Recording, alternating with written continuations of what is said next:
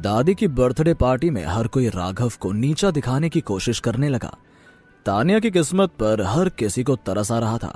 वहीं तान्या का कजन शान, जो कि दादी का फेवरेट पोता था, उसका गिफ्ट और राघव का गिफ्ट बिल्कुल सेम था। इसकी वजह से हर कोई जानना चाहता था कि असली गिफ्ट कौन सा है और नकली कौन सा था। दादी ने जब गौर से देखा तो उन्हें पता लगा कि शान की पेंटिंग असली नहीं थी, लेकिन उन्होंने ये किसी को नहीं बताया। राघव की पेंटिंग को शान ने बाहर कबाड़ में फेंक दिया। जब मिस्टर गुप्ता पार्टी में आए तब उन्होंने दादी को बताया कि बाहर पड़ी पेंटिंग असली है। मिस्टर गुप्ता को पेंटिंग्स के बारे में बहुत कुछ पता था, क्योंकि उनको उसके कलेक्शन का भी शौक बहुत पहले से था और उन्होंने कई पेंटिंग ऑक्शन भी होस्ट किए थे। मिस्टर गुप्ता ने जैसे ही दादी को यह बताया कि राघव की पेंटिंग असली पेंटिंग है, तो दादी को बिल्कुल विश्वास ही नहीं हुआ। वो तो ये जानती थी कि मिस्टर गुप्ता ने अगर कुछ कहा है तो बहुत सोच समझ कर कहा होगा, लेकिन अभी उनका मन इस बात को मानने के लिए राजी नहीं था। दादी के चेहरे पर उलझन देखकर मिस्टर गुप्ता ने वापस से कहा, हाँ मिसेस थॉमस, ये असली पेंटिंग है। गुप्ता ने राघव की पेंटिंग को वापस अंदर मंगवाया ताकि वो दादी को ये बता सके कि इसकी जगह मैंशन के अंदर है, ना कि बाहर। जैसे ही पेंटिंग को अंदर लाया गया तो हर जगह खुसर पुसर शुरू हो गई। सभी लोग इसी बारे में बात करने लगे। वहीं राघव को भी समझ नहीं आ रहा था कि आखिर हो क्या रहा है। किसी ने कहा, क्या वह ये पेंटिंग वापस अंदर क्यों लाए हैं? तो कोई बोला, लगता है कुछ हुआ है। फिर किसी ने कहा, ये लोग कैसे असली पेंटिंग ला सकते हैं, इनके पास इतने पैसे कहाँ? हर कोई अपनी अपनी तरफ से कुछ ना कुछ सोचकर बोल रहे थे। तभी दादी ने मिस्टर गुप्ता से कहा, मिस्टर गुप्ता, लगता है आपको कोई गलतफहमी हो गई है, क्योंकि ये असली नहीं है। असली पेंटिंग तो मुझे मेरे पोते ने दी है, जो कि वहां लगी हुई है। दादी ने शान की पेंटिंग की तरफ इशारा करते हुए कहा।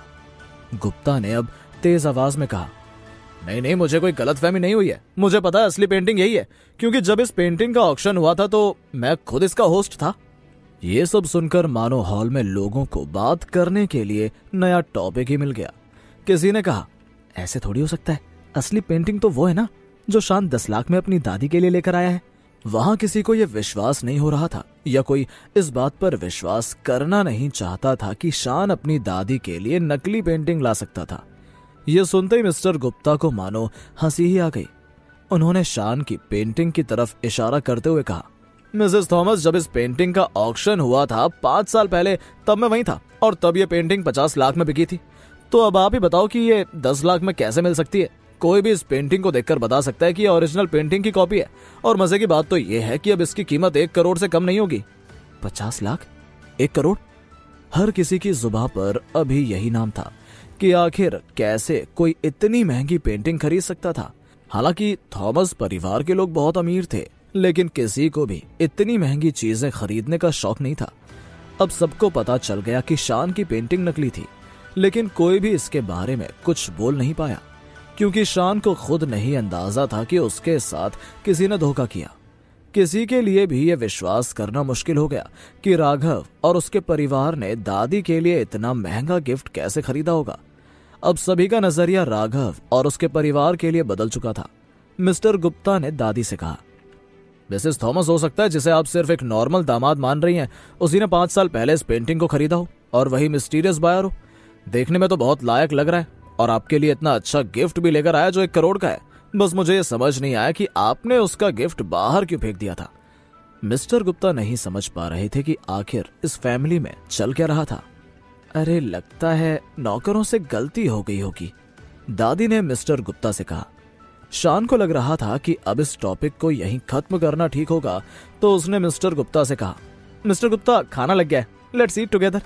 शान नहीं चाहता था कि अब मिस्टर गुप्ता की वजह से वो और जलील हो, इसलिए उसने उन्हें खाने के लिए बुला लिया। वहीं राघव अभी बहुत खुश हुआ और उसने खुद से कहा, बहुत नॉलेजेबल इंसान है मिस्टर गुप्ता।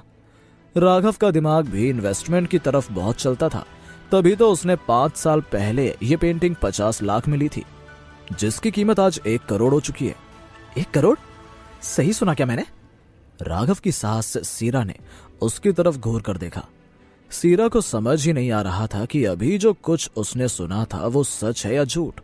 फिर उसने थोड़ी देर सोचकर राघव से गुस्से में पूछा, तुम्हारी हिम्मत कैसे हुई? हाँ, 1 करोड़ का गिफ्ट कैसे लेकर आ गए तुम? वहीं राघव की वाइफ तान्या को भी इस बात पर विश्वास नहीं हुआ, तो उससे भी रहा नहीं गया और उसने भी राघव से पूछा, तुमने कोई बैंक लूटा है क्या राघव? राघव का मूड अभी बहुत अच्छा हो गया था। उसने हंसते हुए कहा, क्या पता मैंने ये पेंटिंग 5 साल पहले ली हो। तान्या अभी मजाक के मूड में नहीं थी। उसने राघव से कहा, अगर नहीं बताना तो मत बताओ, लेकिन ये फालतू मजाक मेरे साथ मत करो। तभी सीरा को लगा कि अब यही मौका है जब वो अपनी सास यानी दादी के सामने कुछ कह सकती थी। उसने तान्या से कहा, मैं अभी तुम्हारी दादी के पास जाऊंगी और उनको कहूंगी कि ये गिफ्ट मेरे दामाद ने दिया है, लेकिन उनको तो ये नकली ही लगा ना, तो हमें इस बात से बहुत बुरा लगा है।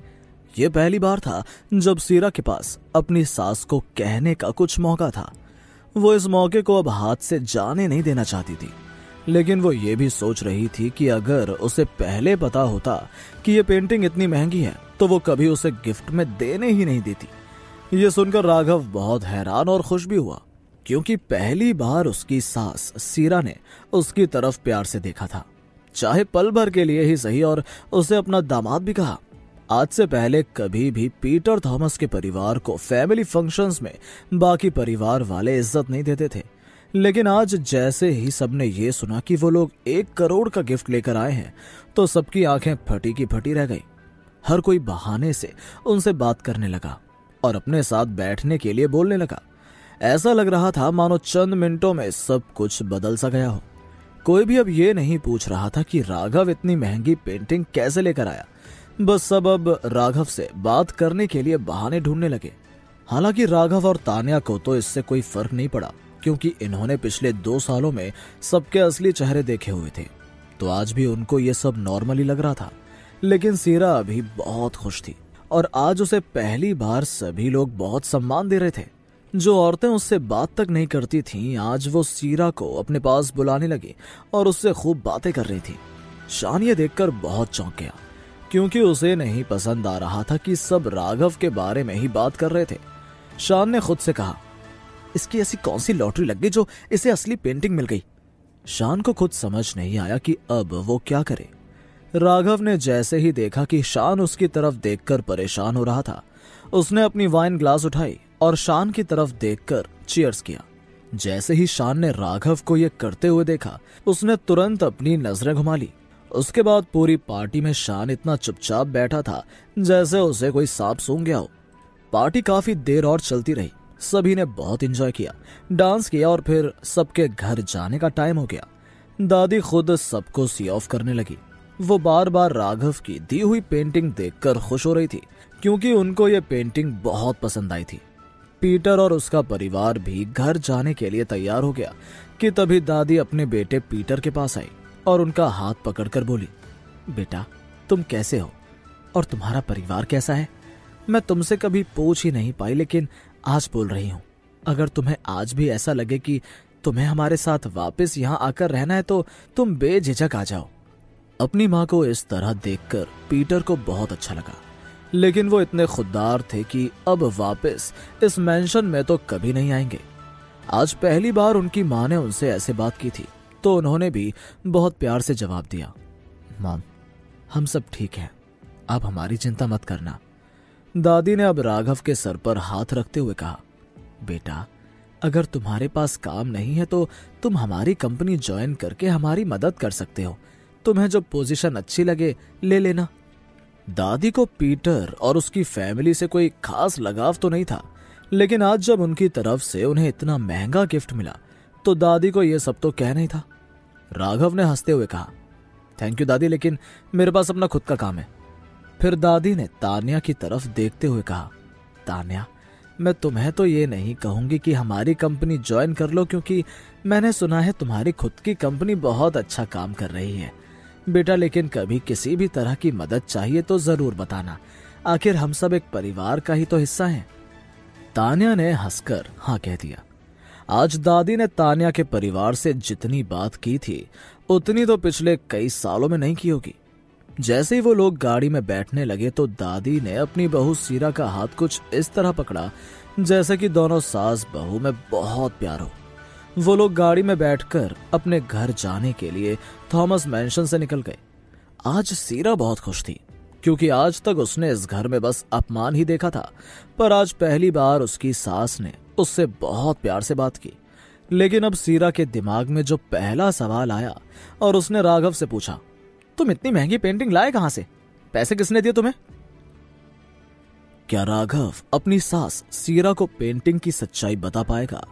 क्या राघव और तान्या के बीच नजदीकी आएंगी और सीरा का बिहेवियर राघव के लिए बदलेगा? और क्या शान अपनी बेइज्जती का बदला लेगा? आगे क्या मोड़ लेगी ये कहानी? इन सभी की लाइफ में आगे क्या होने वाला है? क्या होंगे इन सभी सवालों के जवाब? कमेंट बॉक्स में कमेंट करके जरूर बताएं। और आगे की कहानी जानने के लिए सुनते रहें राघव बन गया जेंटलमैन, सिर्फ पॉकेट एफएम पर। शान ने राघव को नीचा दिखाने में कोई कमी नहीं छोड़ी थी। लेकिन जैसे ही मिस्टर गुप्ता पार्टी में आए और उन्होंने दादी को बताया कि उनके दामाद ने जो गिफ्ट उन्हें दिया था वो एक असली पेंटिंग है जिसकी कीमत अभी 1 करोड़ है, ये सुनते ही पूरे हॉल में एक अलग माहौल हो गया था और सब राघव और उसके परिवार से बात करने के मौके ढूंढने लगे थे। शान को बहुत बेइज्जत होना पड़ा क्योंकि उसकी पेंटिंग की सच्चाई भी सबके सामने आ गई थी। दादी ने जाते हुए पीटर और उसके परिवार से बहुत अच्छे से बात की। गाड़ी में बैठकर राघव की सास सीरा बहुत खुश थी क्योंकि इतने सालों में पहली बार उसे इतनी इंपॉर्टेंस मिली और पहली बार उसकी सास अलबा ने उससे बहुत प्यार से बात की थी। लेकिन उसे यह भी जानना था कि राघव ये गिफ्ट कहां से लेकर आया था। उसने जैसे ही राघव से यह पूछा तो वो तान्या को देखने लगा। हालांकि तान्या को भी नहीं पता था कि राघव ये गिफ्ट कहां से लाया। तभी सीरा ने पीटर को देखते हुए कहा, आज कितने सालों बाद मॉम ने हमें घर वापस बुलाया है तो मुझे लगता है कि हमें इसके बारे में सोचना चाहिए। सीरा हमेशा से उस घर में वापस जाना चाहती थी क्योंकि उसे वो लग्जूरियस लाइफस्टाइल बहुत पसंद थी। लेकिन पीटर को अब वहां वापस जाने के बारे में सोचना भी गवारा नहीं था। तभी तान्या ने अपनी मां से कहा, मॉम, दादी बस ऐसे ही बोल रही थी, इसमें इतना सीरियस होने जैसा कुछ भी नहीं है। पीटर ने तान्या की बात सुनकर सीरा को समझाते हुए कहा, मुझे नहीं लगता तुम्हें इतने ख्याली पुलाव पकाने चाहिए। तान्या बिल्कुल ठीक बोल रही है, हमें ज्यादा नहीं सोचना चाहिए। सीरा को अपने पति पर बहुत गुस्सा आ रहा था तो उन्होंने पीटर से कहा, तुम क्या बच्चों की बातों में आ रहे हो? इन्हें थोड़ी पता है कि दुनियादारी कैसे निभाई जाती है। तुम बाप बेटी कभी समझ ही नहीं सकते हो। सीरा चाहती थी अगर उनके परिवार ने 1 करोड़ रुपए खर्च किए हैं तो उनको इसका फायदा भी उठाना चाहिए। सीरा ने राघव से कहा, मुझे नहीं पता तुम ये पेंटिंग कहां से और कितने में लेकर आए हो, लेकिन एक बात ध्यान रखना, हमारे रुपए तुम बिना पूछे खर्च नहीं कर सकते हो। ये मत सोचना कि खुला खजाना है, चाहे जितना निकाल लो। हाँ, मैं ध्यान रखूंगा। राघव कहना तो बहुत कुछ चाहता था लेकिन वो अभी कुछ बोल नहीं पाया।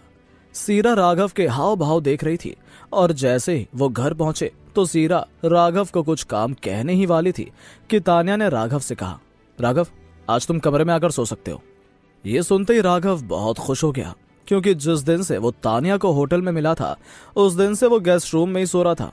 राघव बहुत खुश हो गया और उसने खुद से कहा, इतने दिनों में सबसे अच्छा ये हुआ है। उसकी खुशी उसके चेहरे पर झलक रही थी और तभी सीरा ने उसे रोकने के लिए पीछे से आवाज लगाई, सुनो। लेकिन तब तक राघव कमरे के अंदर जा चुका था। सीरा थोड़ी देर तो कमरे के बाहर ही खड़ी रही लेकिन जैसे ही कोई आवाज नहीं आई तो वो हॉल में सोफे पर जाकर बैठ गई। उसे ये बात अभी भी खाए जा रही थी कि आखिर इतनी महंगी पेंटिंग के लिए राघव के पास रुपए आए कहां से। काफी कुछ चेक करने के बाद उसे इतना तो पता चल गया कि रुपए तान्या ने तो नहीं दिए थे। वो यही सोचने लगी कि अगर तान्या ने नहीं दिए तो उसके पास इतने रुपए आए कहां से। वो तो बस अपनी ही तरह से तहकीकात करने में लगी रही। सीरा को यह बात समझ ही नहीं आ रही थी कि राघव के पास इतने रुपए आए तो आए कहां से। उसे यह भी डर था कि कहीं उसने उनके रुपए तो नहीं ले लिए थे। फिर उसे याद आया कि उनके पास इतने रुपए थे ही नहीं। उसकी कश्मकश बढ़ती जा रही थी। तभी सीरा ने सोचा कि वो कल के कल राघव को ऐसा सबक सिखाएगी ताकि वो अपनी जगह ना भूले। वहीं राघव कमरे में घुसते ही बेड पर जाकर सो गया। तान्या जैसे ही बाथरूम से निकली तो उसने देखा कि आधे बेड पर राघव पसर कर सो रहा था। तान्या ने राघव से कहा, तुम्हें यहां सोने के लिए किसने कहा? राघव को समझ नहीं आया तो उसने तान्या से कहा, तुमने तो अभी बोला था कि आज तुम यहां सो जाओ। तान्या ने अपनी आईब्रो चढ़ाते हुए कहा, मैंने ये बोला था कि तुम कमरे में सो सकते हो, बेड का तो कोई जिक्र ही नहीं किया था मैंने। राघव को अभी यह समझ नहीं आ रहा था कि आखिर तान्या चाहती क्या थी। उसने तान्या से कहा, इससे अच्छा तो गेस्ट रूम है, एटलीस्ट वहां नीचे तो नहीं सोना पड़ता है। तान्या ने राघव की बात को सुनते हुए उसका जवाब दिया, तो वहीं जाकर सो जाओ ना आराम से। राघव को गेस्ट रूम में नहीं सोने का मन था। उसने तान्या से कहा, नहीं मैं यहीं सो जाऊंगा, मुझे वहां अंधेरे में बहुत डर लगता है। वो बेड से उठा और नीचे सोने की तैयारी करने लगा। उसे लग रहा था कि उसके और तान्या के बीच की दूरियां इस तरह थोड़ी कम तो होंगी ही, इसलिए वो उस कमरे से गया नहीं। राघव बिस्तर लगाकर नीचे लेट गया और तान्या बेड पर लेट गई। तान्या ने लेटकर राघव से पूछा, क्या इन दिनों में किसी ने तुम्हें नुकसान पहुंचाने की कोशिश की है? तान्या को यह डर रोज लगता था कि मॉरिस अपना बदला राघव से जरूर लेगा, इसलिए उसने राघव से यह जानना चाहा। राघव ने जवाब दिया, मुझ जैसे आदमी को कोई क्या परेशान करेगा। वो ये कहकर खुद पर ही हंसने लगा। राघव ने तान्या से पूछा, अब तुम्हारी कंपनी कैसी चल रही है, तुम्हें फंडिंग मिली क्या? तान्या ने राघव को जवाब दिया, जब से मॉरिस का झगड़ा हुआ है उसने हमारे सामने बहुत मुश्किलें खड़ी कर दी हैं, मुझे नहीं लगता कि अब कुछ होगा। कितना इन्वेस्टमेंट चाहिए तुम्हारी कंपनी को? राघव से तान्या की परेशानी देखकर रहा नहीं गया और उसने तान्या से यह पूछ लिया। तान्या लेटे लेटे अपना सर दबा रही थी, क्योंकि कंपनी के बारे में सोच सोचकर आजकल उसे सर दर्द बहुत होता था। उसने जैसे ही राघव का यह सवाल सुना तो उसे समझ नहीं आया कि वो उसे क्या बोले। तान्या ने राघव से कहा, तुम मुझसे इतने सवाल क्यों कर रहे हो? कल मेरे साथ कंपनी चलो, तुम्हें खुद ब खुद सब पता चल जाएगा। वैसे भी पूरा दिन तुम फ्री ही तो रहते हो घर में। तान्या को शावर लेने का मन हो रहा था और फिर वो सीधा उठकर बाथरूम में चली गई। आज पहली बार राघव और तान्या पति पत्नी की तरह एक दूसरे से अपनी फीलिंग्स शेयर कर रहे थे। तान्या शावर लेते लेते सोच रही थी कि उसे राघव और खुद की शादी को ऐसे ही नहीं तोड़ने का सोचना चाहिए। उन दोनों को अपने रिश्ते को एक मौका और देना चाहिए। तान्या को अपने दादाजी का आखिरी वादा याद आ रहा था, जहां उन्होंने तान्या के लिए राघव को चुना था। इसलिए तान्या अपने दादाजी की बात को रखना चाहती थी। वो जानती थी कि दादाजी ने कुछ सोच समझकर ही उन दोनों को एक साथ किया होगा। वहीं राघव ये सोच रहा था कि उनके बीच के ये फासले कब खत्म होंगे। दूसरे दिन राघव सुबह रोज के मुकाबले थोड़ा और जल्दी उठ गया और उसने जल्दी जल्दी घर के बाकी काम निपटा लिए, क्योंकि आज उसे तान्या के साथ जाना था और वो बिल्कुल नहीं चाहता था कि वो लेट हो। उनके घर के बाहर ड्राइवर आकर वेट करने लगी। ये सिर्फ ड्राइवर ही नहीं थी, बल्कि उसकी कंपनी में काम भी करने वाली थी। तान्या ने खुद उसे इस जॉब के लिए चुना था। उसका नाम था श्रेया। वो थी तो 22 साल की, लेकिन देखने में बहुत ही काबिल लग रही थी और राघव को उसे देखकर ऐसा लग रहा था कि तान्या की पर्सनल बॉडीगार्ड वो बन सकती है। श्रेया तान्या की कंपनी में बहुत पहले से काम कर रही थी, लेकिन आज पहली बार उसने तान्या के साथ उसके हस्बैंड राघव को देखा। राघव और तान्या दोनों गाड़ी में बैठ गए। तान्या आज थोड़ी परेशान थी, इसलिए उसने अपनी आंखें बंद कर ली और सीट पर सो गई, क्योंकि उसे पूरी रात अच्छे से नींद नहीं आई थी। गाड़ी में यूं तो 3 लोग थे, लेकिन सब चुप होकर बैठे थे। श्रेया थोड़ी थोड़ी देर में शीशा पीछे करके ये देख रही थी कि आखिर ये दोनों पति पत्नी कैसे हो सकते हैं। उसे समझ ही नहीं आया। तान्या की कंपनी का ऑफिस शहर में नहीं था, बल्कि शहर से थोड़ा दूर एक इंडस्ट्रियल एरिया में था, जो अभी कुछ सालों पहले ही बनकर तैयार हुआ था। शहर से दूर होने के कारण यहाँ सड़क पर कई गाड़ियां नहीं चलती और आमतौर पर यह सड़क खाली ही रहती थी। हालांकि हमेशा श्रेया को इस रास्ते से ऑफिस पहुंचने में ज्यादा देर नहीं लगती थी, लेकिन आज उसे काफी टाइम लगने लगा, क्योंकि वो राघव के होने से थोड़ा अनकंफर्टेबल हो रही थी। तभी गाड़ी अचानक आवाज करने लगी और श्रेया ने ब्रेक लगा दिया। ओह, श्रेया ने कहा, क्योंकि ब्रेक लगते ही गाड़ी के अंदर झटका महसूस हुआ। तान्या जो आराम से पीछे होकर बैठी थी, उसको बिजली के झटके जैसा महसूस हुआ और उसकी नींद भी पूरी तरह खुल गई। वो झटके से जैसे ही हिली, राघव ने उसे पकड़ लिया। श्रेया, क्या हुआ? तान्या ने हड़बड़ाहट में पूछा। श्रेया ने जवाब दिया, पता नहीं, मुझे देखना पड़ेगा एक बार। श्रेया गाड़ी से नीचे उतरी और देखने लगी कि तभी उसकी नजर दरवाजे पर पड़ी। ऐसा लग रहा था कि जैसे किसी ने जानबूझकर पत्थर मारा हो। वो देख ही रही थी कि गाड़ी के पास एक स्पोर्ट्स कार बहुत तेजी से आकर रुकी। उसकी रफ्तार इतनी तेज थी कि गाड़ी की रुकने की आवाज जोर से आई। दूसरी गाड़ी से किसी ने शीशा नीचे किया और श्रेया को देखते हुए बोला, बोलो तो लड़की ब्यूटीफुल, हम कुछ मदद कर दे तुम्हारी। श्रेया, जो कि तान्या की बॉडीगार्ड भी थी, उसे तुरंत समझ आ गया था कि यह सिर्फ कोई एक्सीडेंट नहीं है, बल्कि उसके पीछे कोई और बात थी। श्रेया ने कहा, नहीं चाहिए कोई भी मदद। श्रेया दोबारा गाड़ी में बैठी और उसने एक्सीलरेटर दबाया और तेजी से गाड़ी को वहां से ले गई। थोड़ी ही देर में श्रेया की गाड़ी के दोनों तरफ स्पोर्ट्स कार आ गई थी और वो रास्ता नहीं छोड़ रहे थे। तभी एक कार से किसी ने चिल्लाकर कहा, आज मौसम बड़ा बेईमान है ब्यूटी बेबी, आ जाना, साथ कहीं चलते हैं। श्रेया ने किसी भी बात पर ध्यान नहीं दिया। वो और तेज स्पीड करके वहां से निकलने लगी। तभी एक और गाड़ी ने उनका रास्ता ब्लॉक कर दिया। राघव को यह देखकर बहुत गुस्सा आया और उसने श्रेया को कुछ बोला।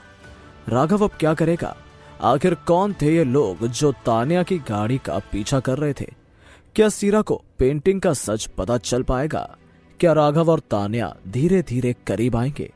और आखिर तान्या के दादाजी की आखिरी ख्वाहिश क्या थी जिसे तान्या निभा रही थी? आगे क्या मोड़ लेगी ये कहानी?